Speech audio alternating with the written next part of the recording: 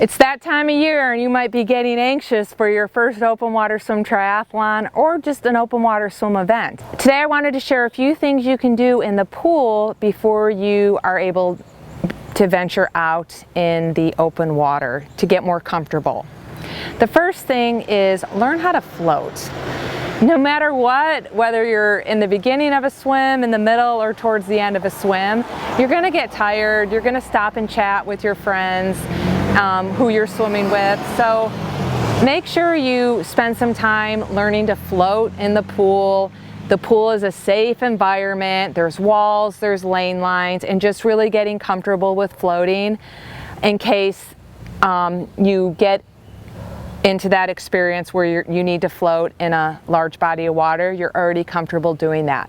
Another thing is just learning how to tread water. It kind of goes along with floating, but there is a technique to treading water.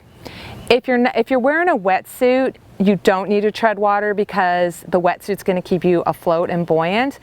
But there may be a time you may be the most experienced swimmer, and again, you're stopping, you're chatting with the kayaker or someone else. It's just good to know for safety in the pool and in open water to just learn how to tread water. Another thing is getting used to swimming without goggles. In 28 years, I have never had my goggles pushed off in an open water swim experience, but I've had my goggles hit and kicked and moved on top of my head. So sometimes they've gone cockeyed, sometimes they've slipped open and gone around my neck, but I've never really lost a pair of goggles. But I'm gonna tell you, if you're in a mass swim start or if you're in a wave swim start, chances are a lot higher that you're gonna get an elbow, maybe a knee, an unfortunate kick to the face that's not intentional, that your goggles may flip off and you may not have them for the rest of the event. So just get a little bit comfortable in the pool. Again, it's a safe environment. Swimming without goggles so you're prepared just in case that happens to you.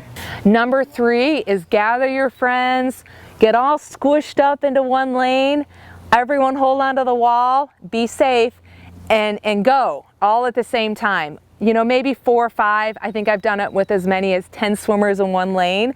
Someone may get hurt, so be careful. But you're all holding onto the wall in the pool, and you're all in one lane. Someone says ready, set, go, and you all just push off.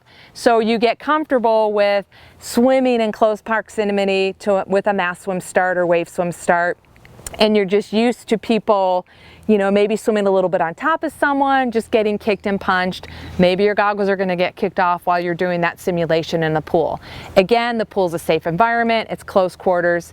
It's kind of a fun that I used to do when I coached master swimming. I did that with the kids. With the swimmers, they weren't kids, they were adults. Number 4 is swimming with your eyes closed. You know, a big difference obviously is when you're in a venue like this, it's pretty dark and murky and brown. I can't see the bottom, you can't see the bottom. Usually you can still see your hands in front of you, but just getting comfortable swimming, looking down, swimming with your eyes closed may help a little bit of your mind and your anxiety before you hit the open water. And the 5th thing that so many people don't practice, either they just don't get the opportunity to practice because they don't have a venue to go to, or they try something new race day. Make sure you practice swimming in your wetsuit. You don't want to practice a lot of swimming in your wetsuit in the pool, but I think it's important for sizing purposes to swim in a wetsuit. This particular wetsuit is long sleeve. So you want to get used to what that feels like to swim with your arms covered. It's a little bit different sensation than swimming without your arms covered. You want to get a sense of that buoyancy that it provides you. A lot of times, you know, I've been coaching for a long time. I have coached swimmers who still have anxiety in the pool. They're just a little bit weaker, less experienced swimmers. I tell them to put a wetsuit on in the pool, and all of a sudden they're like, bam, they got it. They're fine. They're totally comfortable in open water because they experience that sensation of the buoyancy that a wetsuit creates. And I think the biggest reason to practice is wetsuits are chest restriction. They're uncomfortable. They could be too tight. They should be tight, but they shouldn't be choking, and they shouldn't create breathlessness. So if you put a wetsuit on in the pool, again, safe environment, and you're feeling breathless, it's probably the wrong size. If it's choking you because it comes a little bit higher up in the neck area,